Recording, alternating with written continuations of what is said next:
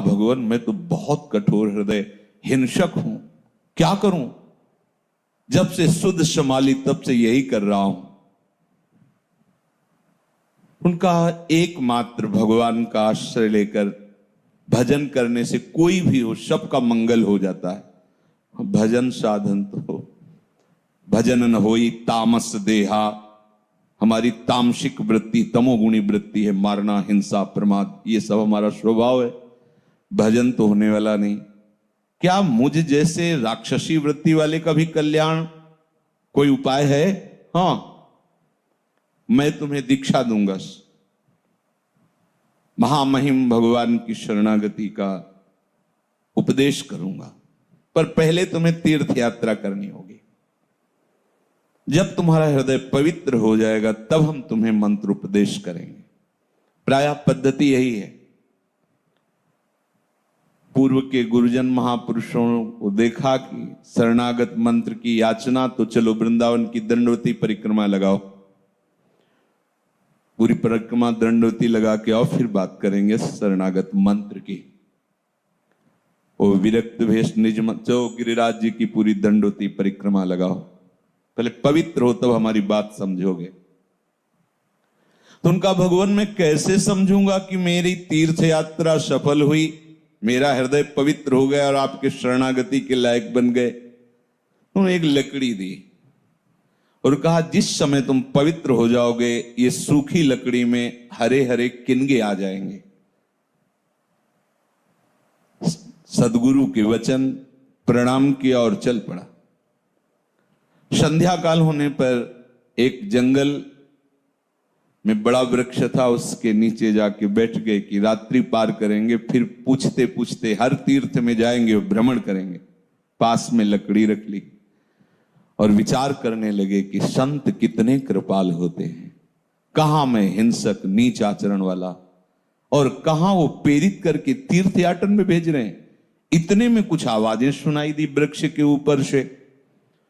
तो चार बड़े बलवान और प्रवीण चोर, जो चोरी में प्रवीण, वो प्लान बना रहे थे कि ये जो पास में गांव है, इन लोगों ने पीछे जब चोरी की थी तो हम पर हमला किया था, आज हम इन पर हमला करेंगे। चारों तरफ से आग गांव में लगा दो और जो निकले बस मारो, सबको मार दो। वो बैठे नीचे सुन रहे थे।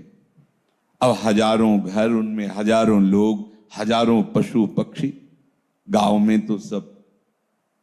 उसने विचार किया कि तीर्थ यात्रा को तो जा ही रहे हैं, अगर इन चारों को मार देते हैं तो लाखों जीवों की रक्षा हो जाएगी। आग लगाएंगे चारों तरफ से गांव में, तो चींटी से लेके मनुष्य पशु पक्षी सब जल जाएंगे। और इन लोगों का कथन है कि जो बाहर निकलेगा उसको मार देंगे। तो अगर हम इन चारों को मार देते हैं तो जहां सैकड़ों को मारा है, चार इसमें और जुड़ जाएंगे, तीर्थ यातन तो जा ही रहे। बहुत ही हिंसक क्रूर प्रवृत्ति और बलवान था। और उनका भाई सुनो, तुम्हारा प्लान गलत है, हम बचपन से इसी प्लान में प्रवीण हैं, मारे जाओगे तुम। ओ एक एक करके ही तो उतरेगा, चारों थोड़ी कूद पड़ेंगे। विश्वास हुआ उनको कि हमारा ये श्रेष्ठ है, तो ऊपर से जो नीचे तगड़ी जड़ थी पेड़ की, तो आड़ में ले जाकर मारने का स्वभाव था, चारों को मार दिया। सोचा अब यहां हत्या कर दी, यहां तो रात्रि नहीं व्यतीत करेंगे, आगे किसी और वृक्ष। छड़ी उठाई, जेवी उठाई, लकड़ी तो हरी हो गई। कहा अभी तो हमने कोई गंगा गोदावरी स्नान नहीं किया, गुरुजी कह रहे थे लकड़ी जहां हरी हो जाए तो वापस आ जाना, तुम्हारा हृदय पवित्र हो गया है, प्रमाण हो जाए। गुरु के वचन, अब तो वापस वापस। गुरुजी देख के हंस दिए, हिम्मत नहीं पड़ी तीर्थयाटन करने की।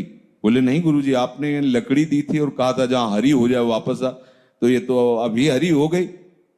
उनका कौन से तीर्थ में स्नान किया? बोले चार को और मार दिया है प्रभु, स्नान तो नहीं, चार हत्याएं और की।